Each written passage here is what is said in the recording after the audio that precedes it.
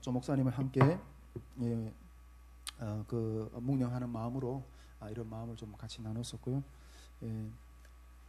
이어서 제가 이렇게 예언에 대해서 좀 이렇게 한 가지 좀 지난주 한 주 동안 이렇게 마음에 묵상했던 부분들을 좀 이렇게 좀 나누려고 합니다.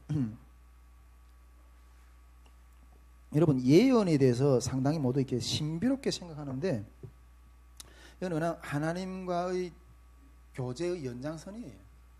저는 그렇게 생각하거든요.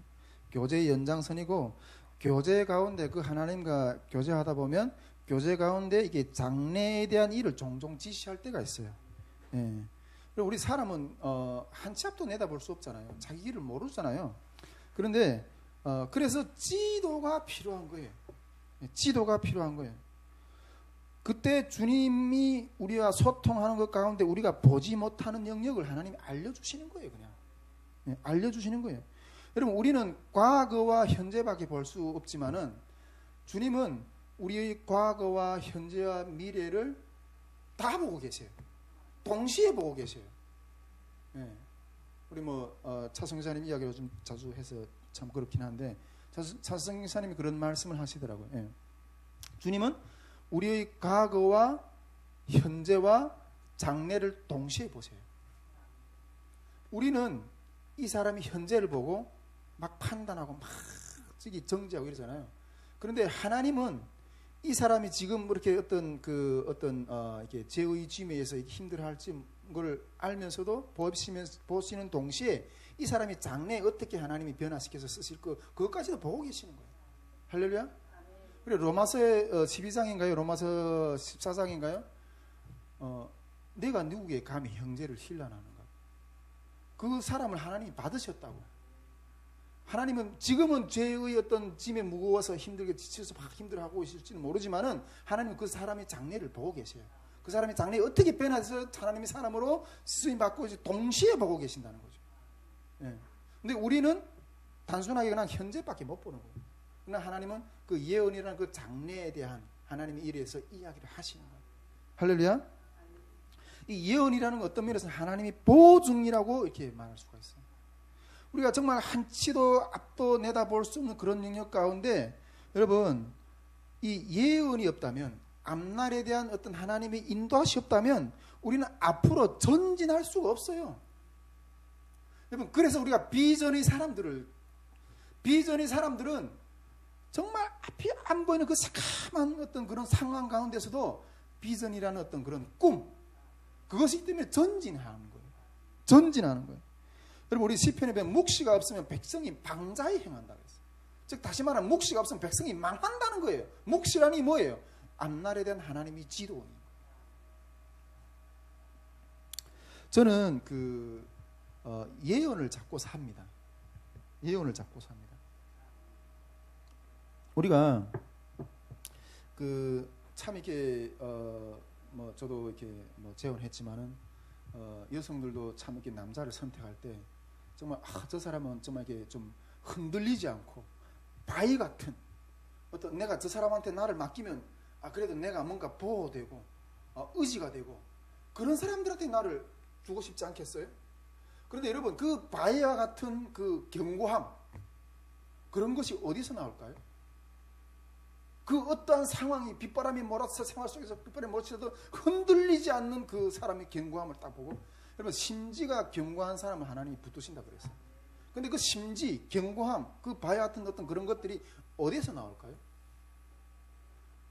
많은 분들은 저를 보고 이렇게 어떤 분들은 이렇게 저희 이야기 전에도 이야기했지만, 참 김주환 목사는 이 정도 되면 넘어질 것 같은데 그냥 어떡처럼 딱 일어나서 또 서고 이런다는 거죠. 내가 저 미국에 어떤 데 가서 이렇게 간증하니까 그 미국의 어떤 어느 대학에서 간증하는데 그 대학에서 어떤 그 간증 듣던 대학생이 내 이야기를 듣고 전사 같대. 웬만한 사람들은 그런 환경에서 넘어지는데 넘어지지 않고 나간다는 거죠. 근데 여러분, 물론 그건 하나님이 저를 그렇게 붙들어 주셨기 때문에 그렇게 했다고 생각하는데, 저도 연약한 사람의 수준이 들이다 보면, 근데 그렇게 보일 수 있는 근거가 뭔지 아세요? 주님이 저에게 주시는 비전, 예언, 그걸 붙들고 있어요. 아무리 바람이 불어도 주님이 주신 그 비전, 예언, 그거 딱 붙들고 하나님이 나에게 말씀하셨어. 그게 어떤 상황이든지 나는 이것만 믿고 가. 그걸 붙들고 나가는 거죠. 여러분, 그 하나님이 존재에 대해서 아는 사람, 하나님이 을 진정으로 만난 사람, 하나님이 그 능력에 대해서 아는 사람은 그분의 말씀을 신뢰해요. 그분이 말씀이면 모든 것이 끝나니까, 보장이 있으니까 그걸 딱 붙드는 거예요. 아무리 어떤 것들이라도 그걸 딱 붙드는 거예요. 그러면 흔들리지 않아요. 흔들리지 않아요. 그것만 딱 잡고 신뢰하고 나가는 거예요. 세상의 모든 것은 다 가변적이지만 하나님 말씀만은 불변하다. 그걸 붙들고 딱 나가는 거죠. 여러분, 사단은 하나님께서 우리에게 주시려고 하는 것들을 못 잡게 하려고 얼마나 우리를 이렇게 막 흔드는지 몰라요. 그런데 그 가운데서 하나님의 예언이, 하나님의 어떤 비전이 우리에게 탁 이렇게 임하잖아요. 여러분, 그것이 하나님의 통치예요. 하나님의 통치에 우리의 예언이 임한다는 그 하나님의 통치가 우리의 머리 위에 닿는다는 것이고, 실제로 닿는다는 것이고, 그 하나님의 통치, 그 하나님의 예언을 붙들고 그것에 순종함으로 인해서 하나님의 뜻이 우리 이 땅 가운데 이루어지는 거예요. 할렐루야. 네, 하나님 뜻이 우리 땅 가운데 이루어지는 거죠. 제가 우리 그 부분들에 대한 예언, 뭐 이렇게 그런 내용들을 구체적으로 우리 회복학교에서 그 원리들을 다 이야기 이렇게 배우게 될 거예요. 아주 신학적으로 깊이 있게, 또 실질적인 어떤 그런 부분들 깊이 있게 이렇게 나누게 될 거예요. 저는 우리 그 한국 교회 가운데 탈북민 사역들이 많이 열매를 이렇게 많이 잘 나타나지 않는 어떤 그런 부분들을 많이 보게 되는데, 그거는 저는 나름대로 그렇게 판단해요. 우리가 열심이 없어서, 우리가 헌신을 안 해서 그게 아니라고 생각해요. 어떤 그 병자에게 있어서 그 병자의 병을 고치려면 의사가 그 진맥을 잘해야 돼요. 그 환자가 이가 어떤 병을 앓고 있고 이 병을 고치기 위해서는 어떤 약처방이 필요하고, 이런 진맥, 이게 필요한 거죠. 우리가 어떤 그 마음이 없어서 가식적으로 어떤 그렇게 해서 그런 게 아니라 진맥을 제대로 못했다고 저는 생각해요. 네. 진맥을 제대로 해가지고 그 진맥에 대한 처방전과 방법을 따라 나갈 때 영혼들이 구원에 대한 어떤 그런 것들은 하나님이 맺어줄 거라고 저는 그렇게 생각하거든요. 근데 제가 진맥을 잘못 짚고 있다, 한국교회가 잘못 짚고 있다 이렇게 생각하고 있는 것은 그런 부분이에요. 이게 우리 탈북민들은 이 하나님에 대한 체험들이 상당히 많아요. 얼마나 많은 그 죽음의 고비들에서 이렇게 넘어왔어요. 얼마나 그 많은 그 죽음의 고비들 가운데서 하나님의 이 역사를 경험하면서 이렇게 경험했던 그런 부분들이 많았거든요.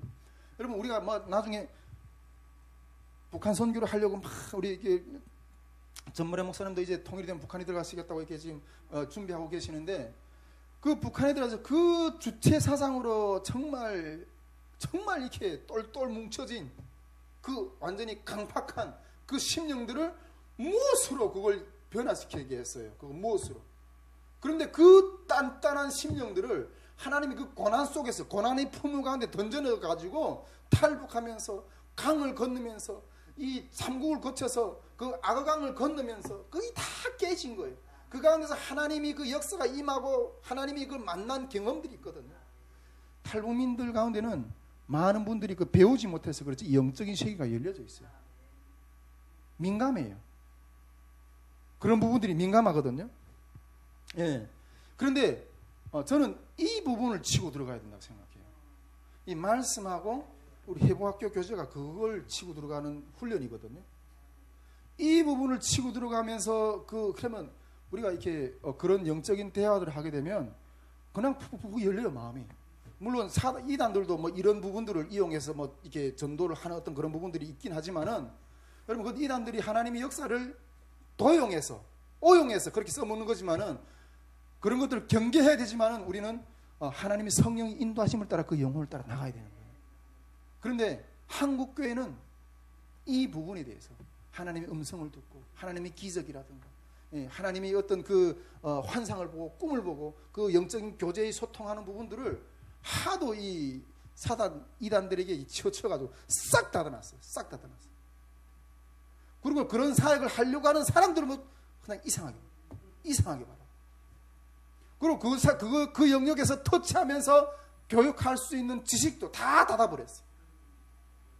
우리 신수령 권사님이 이번에 그 총신에 가려면 총신이 특히 그런 것들이 이렇게 좀 경계시하는 부분들이 있긴 한데 그 부분이 있지만 어쨌든 말씀이 이렇게 튼튼하기 때문에 그걸 이렇게 저는 추천하는 거예요. 싹 닫아놨어요. 여러분, 그래서 저는 그 북한 선교 사역에서 성공을 하려면 이제 본격적으로 하려면 그 길을 이었을 건데 이때까지 그 작업을 했어요. 우리가 밑작업을 성공을 하려면 정말 영혼 구원의 열매를 얻는 역사를 일으키려면 이 성령의 사역을 해야 돼요. 성령의 인도하심과 성령이 우리를 이끌어 가시는 열매를 맺게 하시는 그것에 민감하게 하는 어떤 그런 부분들을 잘 우리가 훈련을 해야 된다는 거죠. 예. 그래서 우리가 예언을 제가 이렇게 참 중시하고 예언이라는 게 성령의 사역의 한 부분이잖아요. 참 중시하고 그러는데 제가 앞에서 예언이라는 것은 큰 그림에 있어서는 하나님과 소통 중에 장래에 대한 일을 알려주시는 한 부분이라고 이렇게 했잖아요.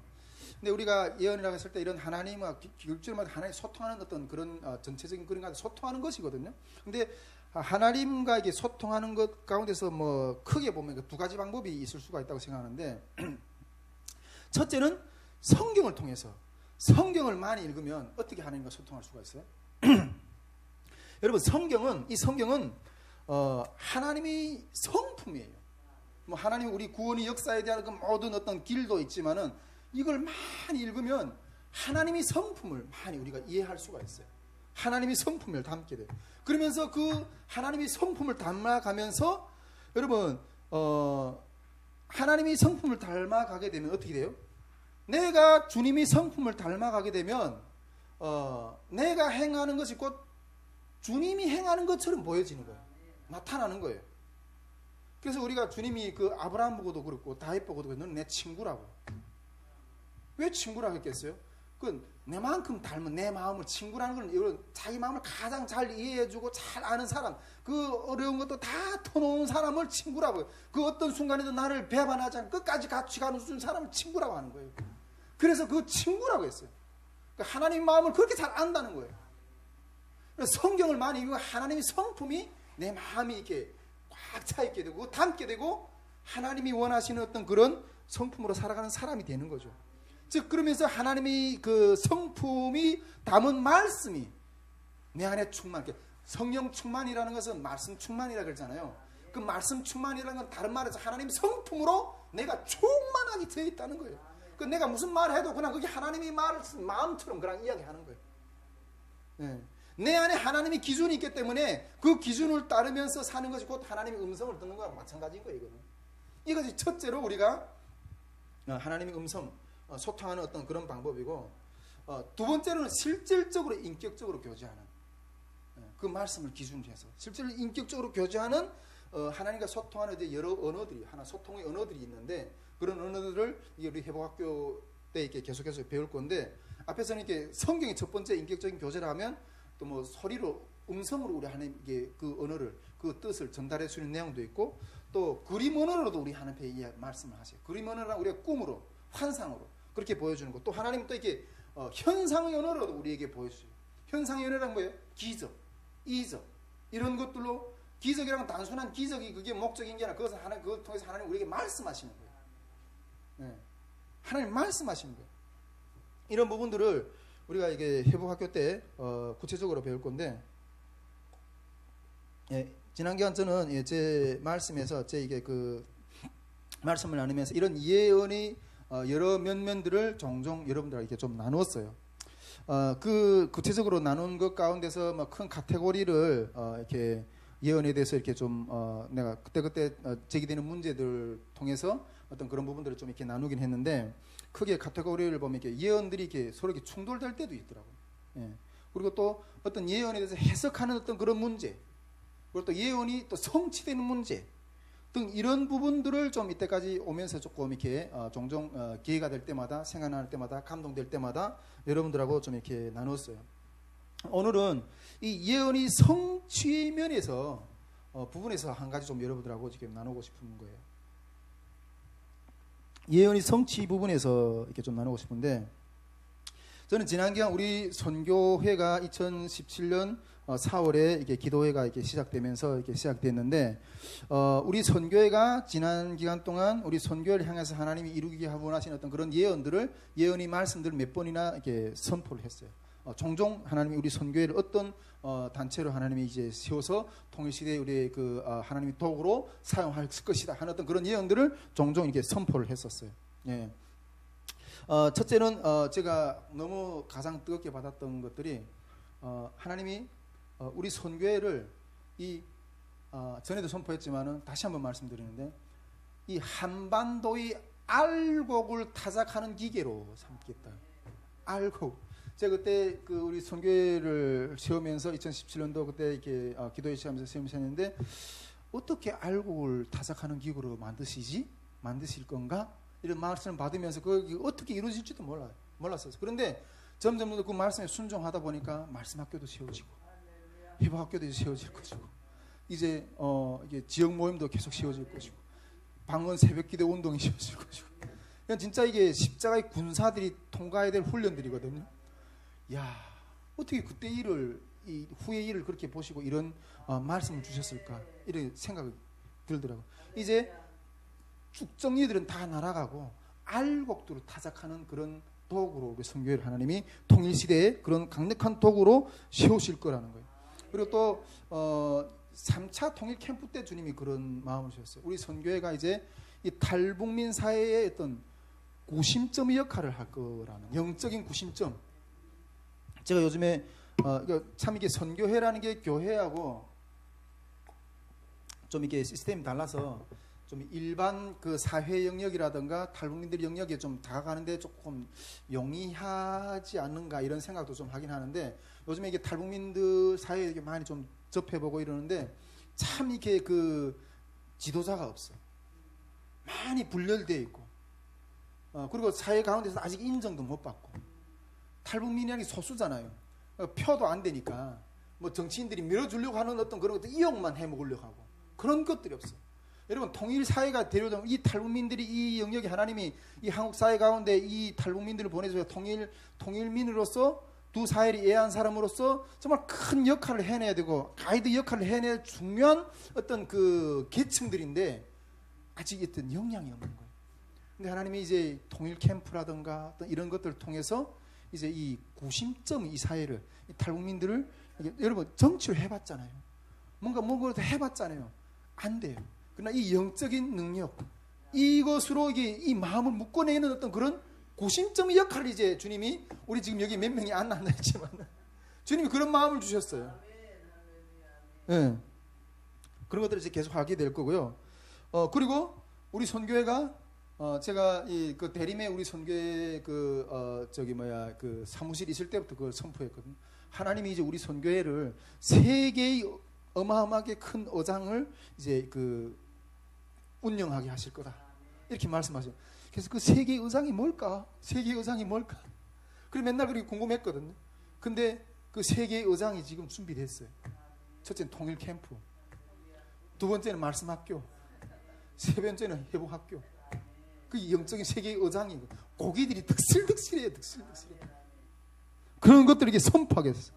그런 것들을 제가 누누이 기회될 때마다 계속 선포를 했어요. 그런데 저는 그런 것들이 이제 지금 하나하나 이루어져 가는 것들을 보고 있고, 여러분들도 지금 보고 있다고 저는 생각해요. 할렐루야. 지금 이제 선교회가 하나님께서 이게 확장시켜 주실 어떤 그런 시점에 이렇게 왔다고 저는 생각하는데, 제가 계속해서 말하지만은 지금까지는 진짜 내 삶의 어떤 모든 것을 다 털어서 막 주님 앞에 그냥 있는 것 남는 것 정말 내 생명까지도 다 그냥 바쳐서 주님 앞에 이게 드려지는 어떤 그런 헌신의 삶을 살았다고 생각하는데, 정말 목숨 걸고 주님이 사명을 감당했다고 생각해요. 근데 목숨 걸고 주님의 사명을 감당하다 보면 주님이 축복 주셔서 막 풍성하게 해야 될 거 아니에요. 그런데 풍성해진 게 아니라 다 잃었어. 다 떨어져 나갔어. 가정도 가정도 이렇게 잃게 되고 자식도 이렇게 같이 소통 못하는 어떤 그런 상황까지 되고 뭐 우리 저한테 뭐가 소중한 게 있겠어요? 그것보다 그 뒤에 더 소중한 게 어디 있겠어요? 그것까지 다 이렇게 그냥 주님 앞에 올려드리면서 그러면서 걸어왔거든요. 그러면서 내 삶은 그냥 평생 이렇게 주님의 길을 십자가의 길을 가다 보면 이런 천빈으로 그렇게 살아야 되는 거구나, 이렇게 그냥 비우는 삶으로만 살아야 되는 거구나 이렇게 생각하면서 그렇게 생각했어요. 그런데 다 비우고 나니까 하나님 주시는 말씀이 있어요. 이제부터 내가 채우겠다. 내 것을 비우니까 이제부터 주님이 그것으로 채워주시겠다 이렇게 주님이 말씀하시는 거예요. 근데 실제로 채워지기 시작하는데 그 채워짐이 저희 개인적인 삶부터 하나님이 그렇게 채우시기 시작하는 거예요. 예. 저희 개인적인 삶부터 그렇게 채워지기 시작하셨고 실제로 그렇게 지금 채워지고 있는 거고 그리고 또 선교회도 채워주겠다고 이렇게 주님 마음을 주셨어요. 그 역사가 지금 시작되고 있고 지금 우리 스태프들은 계속 우리 스태프회 때 하나님 우리를 어떻게 지금 지경을 넓히시고 그런 일들을 하시는가 하는 것도 계속 나누는데 우리 선교회도 지금 그 지경을 넓히시는 사역이 시작이 되었어요. 그것들을 우리 지금 눈앞으로 보고 있는 거예요. 여러분 이 비행기가 이게 이게 뜨는 걸 이륙한다 그러죠. 예. 비행기가 이렇게 어떤 목사님이 이야기하는 걸 내가 들었는데 비행기가 이게 탁 뜨려고 할 때 비행기가 동력이 제일 필요할 시점이 이 뜨는 이게 박차고 이게 확 이게 뜨는 이 대기권을 이 저항들을 뚫고 이 뜨는 이때가 제일 동력이 필요한 때라고 그러더라고요. 그 대기권을 뚫는 그 상황 가운데서 동력이 제일 필요하고 제일 있는 힘을 다 쏟아부어야 되는데 그걸 뚫고 나면 대기권을 뚫고 나면 그 하늘에서는 구름 위에서는 그냥 그렇게 큰 동력을 안 써도 가만히 있어도 그냥 쫙 목적지를 향해서 날아간다는 거예요. 저는 우리 선교회가 지금까지는 그 대기권을 이 저항을 뚫고 올라가기 위해서 어마어마한 그런 동력을 발휘한 어떤 그런 시간이었다고 생각해요. 이제 그 대기권을 이제는 거의 뚫으려고 하고 있고 그걸 뚫고 이제는 큰 동력을 뚝 쓰지 않아도 이제 하나님이 주신 그 성령이 날개 아래서 쫙 이렇게 자유롭게 날아가는 그 시점이 이제는 우리 앞에 다가왔다고 저는 이렇게 믿고 있습니다. 예. 제가 우리 사모하고도 집에서 종종 이야기하지만은 이제 하나님께서 우리를 세워주시면 이제는 우리는 돌아보는 삶을 살아야 된다. 돌아보는 삶을 살아. 이제는 하나님이 우리 삶을 세워주신 것은 너만 잘 먹고 잘 살라고 세워주신 게 아니다. 우리 개인적인 삶을 넘어서 이제 타인을 향해서 나아가고 정말 주님을 모르는 자들을 주님께로 인도하는 우리가 전에 그런 헌신된 자들을 통해서 우리가 세워졌던 것처럼 우리도 이제는 그 자리에 서서 그런 사람들을 세워주고 또 그런 사람들을 세워줄 뿐만 아니라 이제 좀 더 사회적으로 나가서 이제 사회적인 책임도 감당하는 이 통일사회 우리 탈북민들이 나가서 해야 될 일들이 너무너무 많아요. 그냥 개인적으로 집안일들만 이때까지는 눈에 문제가 들어왔는데 교회 문제가 이제는 들어오고 근데 사회 문제가 눈에 들어오고 그리고 이 한반도의 문제가 눈에 들어오고 세계의 문제가 눈앞에 들어오고 우리 지경이 점점 넘어지면서 기도의 능력들이 넓어지는 거예요. 하나님이 우리를 세워주시면 이제 우리 개인적인 삶을 넘어서 이제 하나님이 나라의 그런 백성들을 돕고 세우는 확장하는 일을 하시라고 하나님 우리를 세워주시는 거다. 이제 우리는 하나님이 세우신 그 능력을 주시는 것은 하나님 우리에게 세워주시면 이런 데서 쓰임을 받으려고 하나님 우리 세워주신 거다.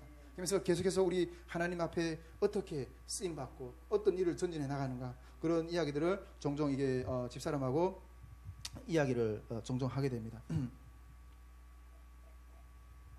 네. 우리 예언이라는 것은 이렇게 그 하나님 일들을 감당하는 것 가운데 하나님 우리를 인도하는 어떤 그런 부분들이라고 볼 수 있는데 저는 그 많은 주님과의 교제 속에서 전진하는 것 가운데 이 예언의 성취에 대해서 앞에서 이야기했잖아요. 예언의 성취에 대한 부분을 오늘 좀 같이 좀 이야기를 좀 나눠 보려고 한다고 그랬었거든요. 예. 그 부분 예언이 그렇다면 이 예언의 성취에 대한 부분들에 대해서 오늘 좀 실질적인 증거를 여러분들과 좀 이렇게 나눠 보려고 합니다. 좀 이게 민감한 문제이긴 하지만은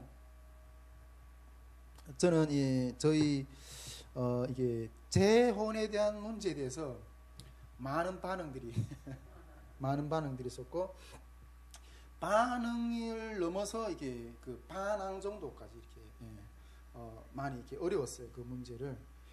진짜 제가 이렇게 그 첫 가정이 실패하고 재혼하는 것 가운데 솔직히 제가 존경했던 분들까지 저를 막 다 등지고, 제가 진짜 은사처럼 생각했던 분들도 다 저를 등지고, 제가 정말 영적인 멘토라고 생각했던 분들, 그런 분들도 다 저를 등지고, 그리고 저를 많이 지지했던 어떤 그런 분들도 다 등졌어요. 다 등지더라고요. 그 저희 첫 그 가정의 실패에 대해서 다 이렇게 제가 정의롭지 못하다고 그러면서 등지는 거예요. 그래서 제가 그 올 여름 사역도 이렇게 제가 첫 가정을 이렇게 실패하기 전까지는 그래도 제가 막 헌신한 모습들이 너무 그냥 이게 긍휼해 보였는지는 모르겠지만은 지지해서 보였는지 모르겠지만 그때는 좀 많이 호응을 했었거든요. 호응을 많이 해줬어요. 그래서 정말 이렇게 막 지방에서도 막 올라와주고 막 이러면서 호응해서. 근데 제가 그 가정이 실패를 딱 하고 나니까 저는 웬만해서는 저희 삶을 다 그냥 오픈하거든요. 실패를 하다 보니까 실제로 이게 그냥 느껴져요. 피부로. 뭐 저희 그 동역했던 사람들뿐 아니라 실제 이게 사역을 딱 주님이 부르신 사역을 지속적으로 하면서 저희 비전을 같이 공유했던 사람들하고 동문을 해보려고 하니까 동문이 안 돼. 삭막한 거예요.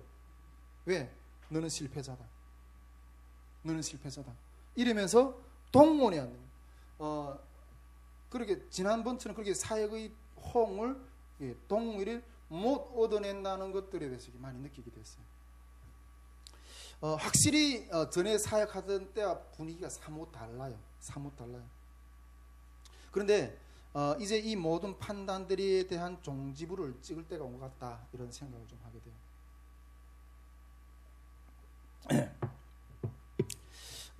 많은 시선들은 저희 실패에 대해서, 저희 가정의 실패에 대해서 이렇게 이야기를 하는 것 같아요.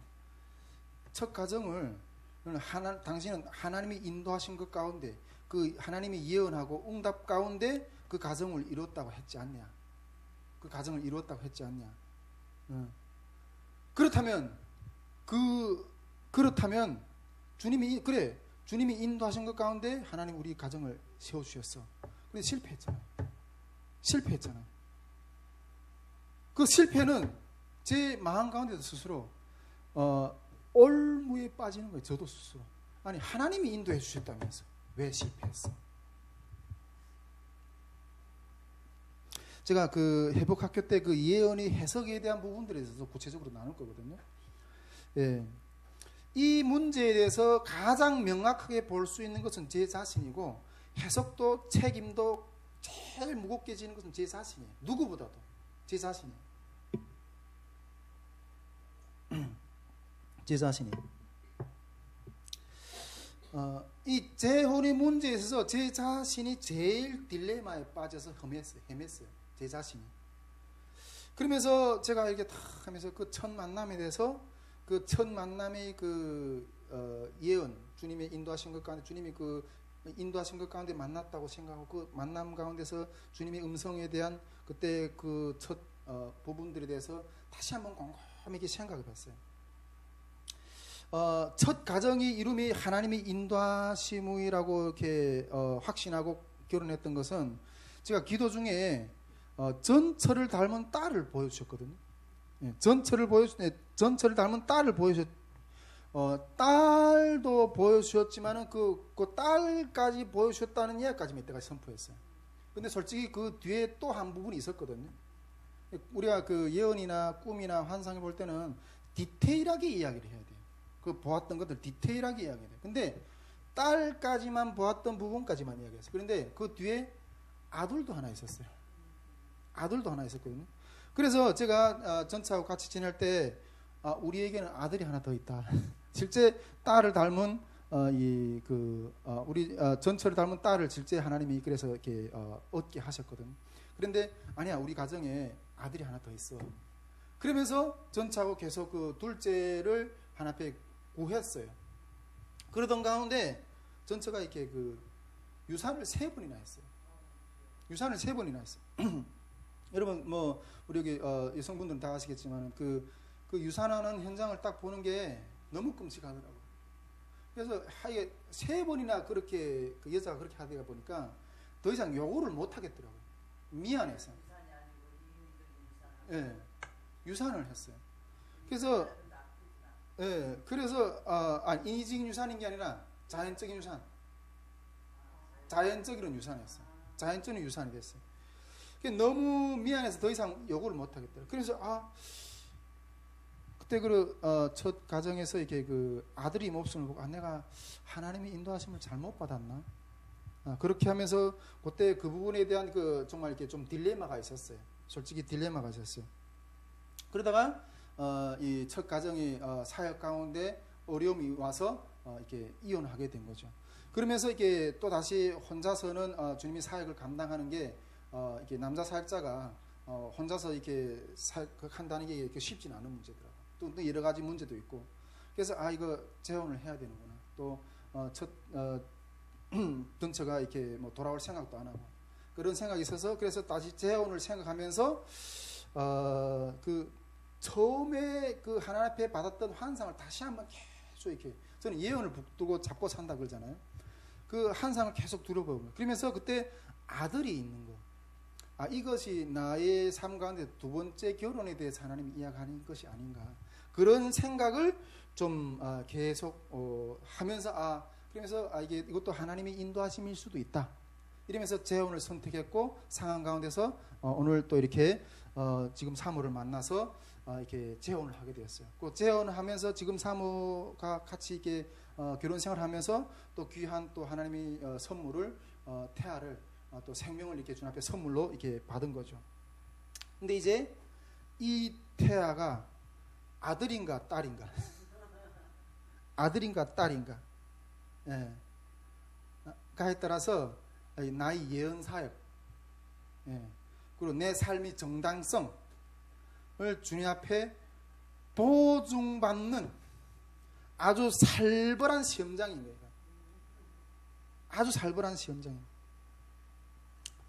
이것은 저 자신부터 이건 누가 뭐 그렇게 본다는 어떤 그런 시각인 게 아니라 나는 정말 주님의 예언이 인도하신 것을 따라가고 있는가. 이거는 누구의 시각을 넘어서 내 자신부터 확증 드는 거고 또 가정도 그렇고 우리 사모도 정말 이 사람이 하나님이 만나게 하신 사람인가. 사모뿐 아니라 내 주변에 있는 나를 따라주는 모든 분들에 이르기까지 정말 김주환 목사가 하나님의 인도하심으로 가는 사람이 맞는가? 예. 내 주변에 있는 모든 측근, 동역자들, 그리고 또 우리의 사역을 바라보는 모든 사람들에게서 저는 좀 벌거벗은 것처럼 지금 서 있어요. 정말 이 사람은 진짠가? 그렇게 가는 건가? 벌거벗은 것처럼 제 스스로가 이렇게 나타내는 거예요. 누구를 내가 정죄하는 게 아니고. 여러분 예언 선포자는 있잖아요. 매번마다 이런 상황을 맞이하게 돼요. 예언 선포자는 황당한 선포를 통해서 거짓말쟁이가 될 거냐 아니면 많은 사람들을 옳은 길로 이끄는 빛이 될 거냐 그것을 시험받는 거예요. 나는 사람을 예언을 선포를 통해서 사람을 살리는 자가 되든지 거짓말쟁이가 되든지 하는 어떤 그런 모험을 안고 하나님의 감동을 선포하는 거예요. 하나님의 감동을 선포하는 거예요. 여러분 이건 죽음이에요. 어떻게 잘못 말하면 거짓말쟁이가 되거든요. 그런데 하나님이 감동을 주시는 걸 우리는 순종을 해야 돼요. 여러분 저는 매번마다 이렇게 선포할 때마다 이게 내가 혹시 이게 사기쟁이가 되지 않을까 이런 두려움을 안고 선포를 해요. 그러나 주님의 말씀에 감동에 순종하고 선포하기를 순종하고 그냥 선포를 하는 거예요. 선포를 하는 거예요. 여러분 이 예언자가 선포를 하는 거는 예언자의 선포는 늘 이런 죽음과 같은 고통 자리 가운데서 입으로 선포하는 거예요. 이게 예언자의 상황이에요. 이런 담대함이 없으면 예언도 못해요. 나의 감동, 나의 예언에 대한 담대한 선포가 틀린다면, 여러분 저는 그 성령의 사역이잖아요. 우리 성령의 사역을 한다고 이렇게 해서 이 길만이 하나님의 통일 선교 가운데 길이 있고 영혼을 살리는 길이 있다고 하는데, 만일 이것만이 나는 길이라고 생각하거든요. 영혼을 살리는 길이라고. 근데 제가 그걸 의지해서 전적으로 하나님 앞에 의지해서 그 감동을 다 순종하고 선포하고 이렇게 나가는데, 만약 이게 실패된다면 어떻게 되겠어요? 실패된다면 어떻게 되겠어요? 북한 선교 유일한 길인 성령의 사역이라는 나의 어떤 그 사역의 생명줄이 끊어지는 거예요. 생명줄이 끊어지는 거예요. 네. 여기서 내가 만일 순종해서 거짓말쟁이가 되고 이런다면 하나님의 뜻에 순종했다가 나는 낭패를 당하는 거예요. 낭패를 당하는 거예요. 하나님이 이것을 이루어주지 않으시면 나는 사역의 신앙의 생명줄이라고 생각했던 영의 인도 안 맞는 자가 하나님의 자녀라는 그 신조의 우리가 그 영으로 기도하고 영으로 인도 안 받는 자 하나님 자녀라고 그러잖아요. 이 소통 이건 거짓말이고 나는 하나님이 더 이상 하나님 따라갈 수 없는 거예요. 내가 경험해보지 못한 걸 어떻게 다른 사람 보고 가라고 하겠어요? 여기서 끝인 거예요. 나는 사람이 끝인 거예요. 여러분 아들이게요? 딸이게요? 네, 지난주에 산부인과 딱 가는데 아들이다. 아들이다.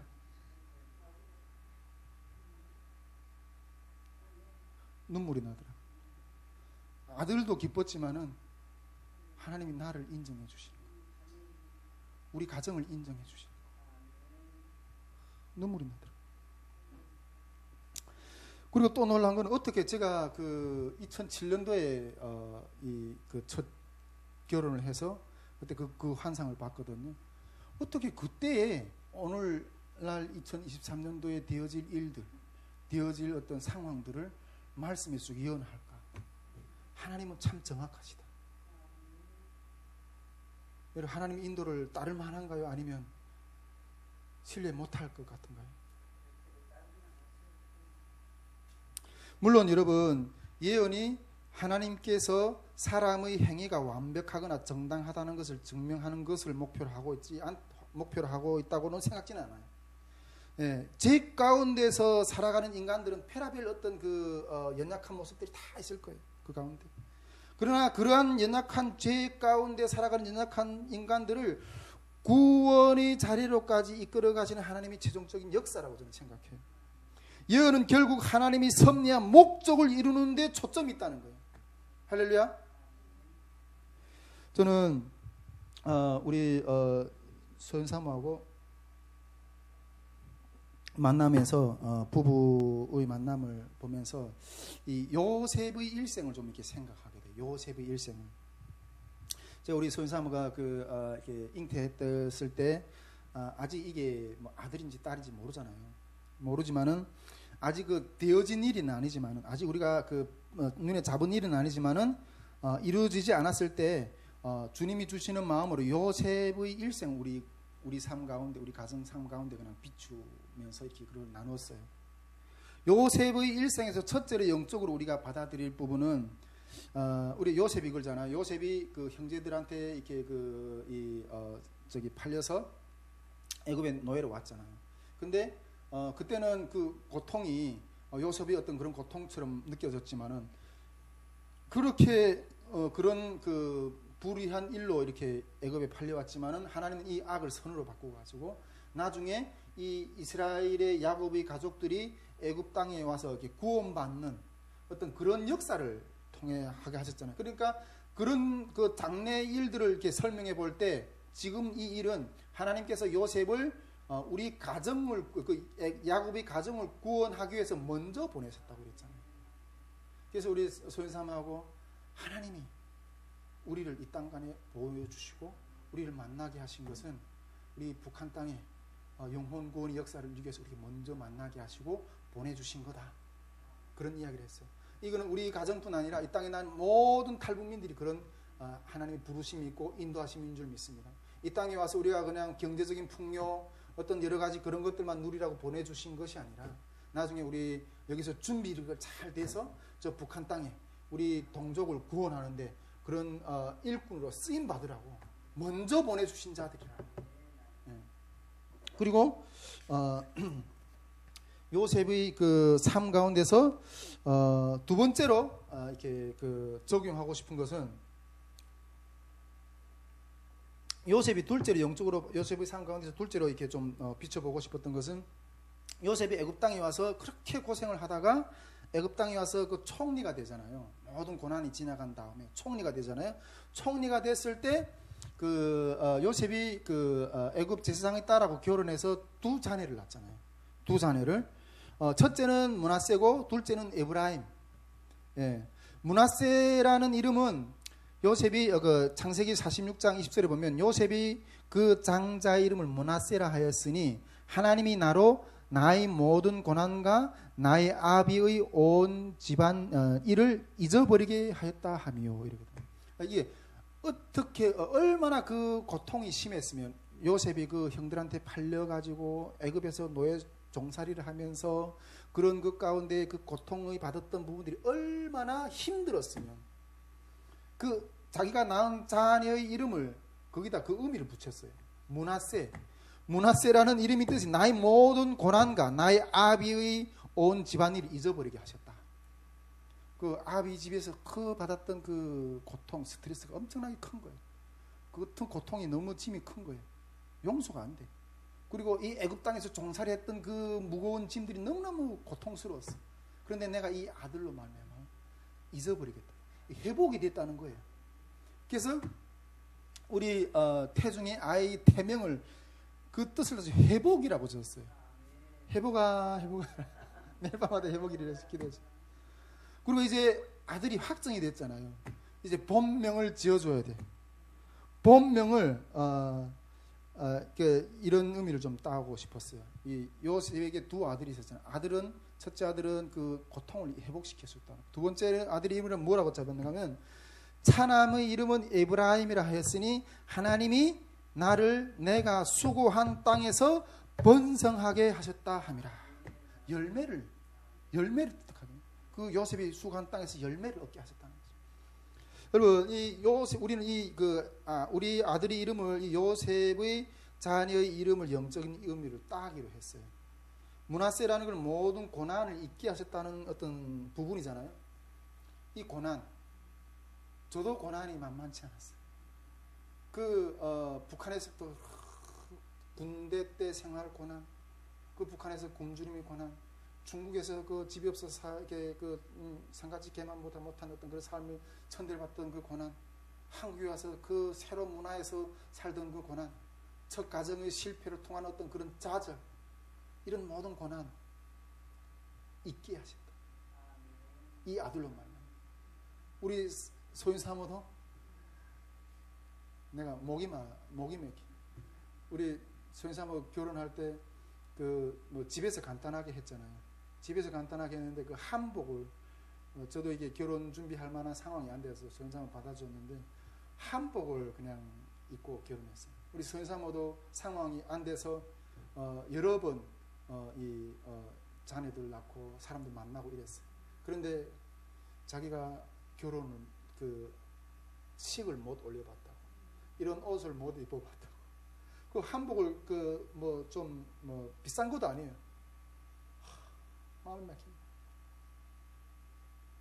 내가 당신에게 최고의 옷을 내야지 나중에 하나님 돈 벌어서 내가 입혀주겠다고. 그 말만 그렇지 그게 얼마나 많은 고통의 눈물이 시간들이 섞였어요. 회복, 그 삶의 회복. 우리 한나도 엄마 아빠 북한 사람이다 보니까 중국에서 태어나서 이렇게 한나 가운데도 이렇게 고통이 있어요. 한나의 삶에도 회복이 우리가 하는 회복이. 그래서 태명을 회복이라. 우리 삶 너로 말미암아 우리들이 모든 것들이 이제 옛날에 눈물이 씻겨졌다. 우리 하나님 나라에 들어가면 눈물이 없고 근심이 없고 이런 것들 다 주십니다. 하나님이 우리 믿음대로 살면 우리 땅 가운데서도 우리 삶을 회복시키시는 역사의 열매를 주십니다. 그리고 에브라임은 수고한 땅에서 번성하게 하셨다 이렇게 해서 수고한 땅에서 번성하게 하셨다. 여러분 한국에 와서 이때까지 우리가 수고를 안 했나요? 우리가 지금까지 모든 그 북한, 중국 이런 상 가운데서 이게 그냥 그 헛된 고생인가요? 아니에요. 저는 하나님을 믿고 나니까 회복이 되다 보니까 북한 땅에 태어나게 하신 게 얼마나 감사한지 몰라요. 얼마나 감사한지 몰라요. 내가 만일 북한 땅에 태어나지 않았었다면 하나님을 알았을까? 내가 북한 땅에서 태어났기 때문에 그 땅에 고통당한 자들을 향해서 할 수 있는 일이 하나님 백성들에서 할 수 있는 일이 옛날에 그들 다 이게 수고들이었거든. 고통의 고생의 수고들. 악을 선으로 하나님 바꾸시고 이 땅에 와서 내가 수고하지 않았나요? 정말 별의별 사기도 다 맞아보고 다 한가운데 하나님 성장시켰어요. 이 땅에 이제 열매를 이제 얻게 하죠. 열매. 우리 회복에는 이제 그 열매의 뜻을 따라서 아직 이름은 짓지 않았어요. 열매라는 의미를 담아서 이름을 지어주려고 해요. 우리 가정의 열매고 그 삶 가운데도 열매고 통일 한국 가운데 열매예요. 근데 에브라임이라는 것은 남북이 이게 분단이 될 때 북이스라엘이 그 유력 지파였거든. 예.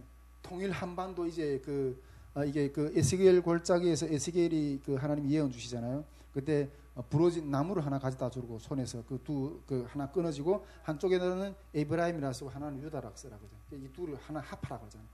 내 손에서 둘이 하나가 될 것이다. 이 요셉의 일생의 가운데 우리 가정이 모든 것이 담겨져 있는 거예요. 할렐루야. 여러분 이것이 여호와 일의 성취입니다. 일을 행하시는 여호와, 그것을 성취하시는 여호와. 오늘 예레미야서 33장 1절에서 2절 말씀, 너는 나에게 구하라고. 하나님은 예언을 주시지만 그것을 성취하십니다. 그 성취를 믿기 때문에 우리는 그걸 따라갈 수 있는 겁니다. 할렐루야. 예, 그 일을 말씀을 보내사 땅을 고치신다 그랬어요. 시편에. 우리에게 예언의 말씀을 주사 일을 성취하게 하시고 그 일을 성취하실 주님은 찬양받기에 합당하십니다. 할렐루야. 이제 우리는 이 모든 풍파를 이겨내고 앞으로도 계속해서 주님의 나라를 향해서 통일 선교를 향해서 전진하실 것입니다. 하나님은 우리에게 예언하실 것이고 말씀을 보내실 것이고 그 말씀을 붙들고 견디는 자는 어떠한 풍랑 가운데서 견디며 경관자가 될 수 있겠으며 그것을 성취하는 날을 보게 될 것입니다. 이번 우리 여름 캠프도 이제 다음 주 토요일 날에 이 여름 캠프의 영적인 정체성에 대해서 제가 선포할 거예요. 이게 어떤 그냥 일반적인 어떤 행사가 아니에요. 그 선포할 것입니다. 이 여름 캠프에도 또 우리 선교회를 통해서 주님이 부르셨던 그 예언도 이제 계속해서 성취해 나가실 것입니다. 할렐루야. 예, 이 시간 우리 함께